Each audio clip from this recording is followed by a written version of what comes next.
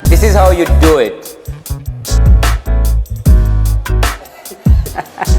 Professor ਦੇ ਨਾਂ ਤੋਂ ਮਸ਼ਹੂਰ ਪਾਕਿस्तानी ऑलराउंडर मोहम्मद हफीज ने क्रिकेट तो रिटायरमेंट लैन का ऐलान कर दिता है। 18 साल पहले ज़िंदगी का एक खूबसूरत सफ़र जो मैंने शुरू किया पाकिस्तान की नुमाइंदगी करने का, उसको आज मैं ऑफिशियली अनाउंस करना चाहता हूँ अपनी रिटायरमेंट। बहुत ज़्यादा खुशी के साथ, बहुत ज़्यादा सेटिस्फेक्शन के साथ, ग्रेट प्राइड के साथ, क्योंकि मैंने कोशिश की अपने 18 साल के कैरियर में मैं पाकिस्तान की तरफ से जो भी खेलूँ, जितना भी खेलूँ, उसमें जो डिग्निटी और प्राइड है पाकिस्तान की, वो हमेशा टॉप पे रहे।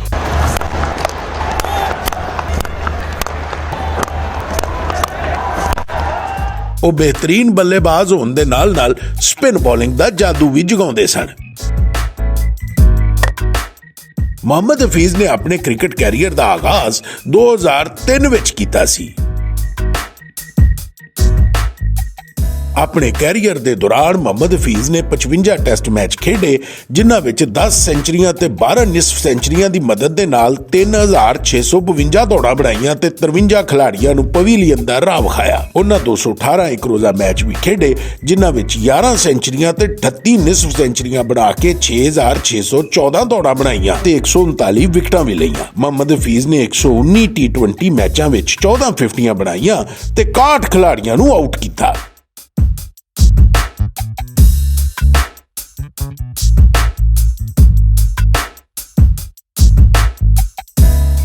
ਮੁਹੰਮਦ ਹਫੀਜ਼ ਪ੍ਰੈਸ਼ਰ ਸਹਿਣ ਵਾਲੇ ਬਿਹਤਰੀਨ ਬੱਲੇਬਾਜ਼ ਹੋਣ ਦੇ ਨਾਲ-ਨਾਲ ਸ਼ਾਨਦਾਰ ਸਪਿਨ ਬੌਲਰ ਵੀ ਸਨ, ਜਿਨ੍ਹਾਂ ਨੂੰ ਖੇਡਦਿਆਂ ਵੱਡਿਆਂ ਬੱਲੇਬਾਜ਼ਾਂ ਦੀਆਂ ਲੱਤਾਂ ਕੰਬਦੀਆਂ।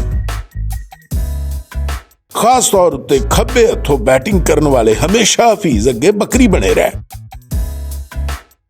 ਮੁੱਛਾਂ ਨੂੰ ਵੱਟ ਦੇ ਕੇ ਮੁਖਾਲਫਾਂ ਨੂੰ ਲਲਕਾਰਨ ਵਾਲਾ ਪੰਜਾਬ ਦਾ ਇਹ ਪੁੱਤਰ ਕ੍ਰਿਕਟ ਦਾ ਭਰਿਆ ਮੇਲਾ ਛੱਡ ਕੇ ਬੜੀ ਸ਼ਾਨ ਧਿਆਨ ਨਾਲ ਜਾ ਰਿਹਾ ਹੈ। ਪੂਰੀ ਕੌਮ ਨੂੰ ਇਸ ਜਵਾਨ ਉੱਤੇ ਮਾਣ ਹੈ ਕਿ ਉਹਨੇ ਹਰ ਮੈਦਾਨੇ ਆਪਣੇ ਮੁਲਕ ਦਾ ਝੰਡਾ ਉੱਚਾ ਰੱਖਿਆ।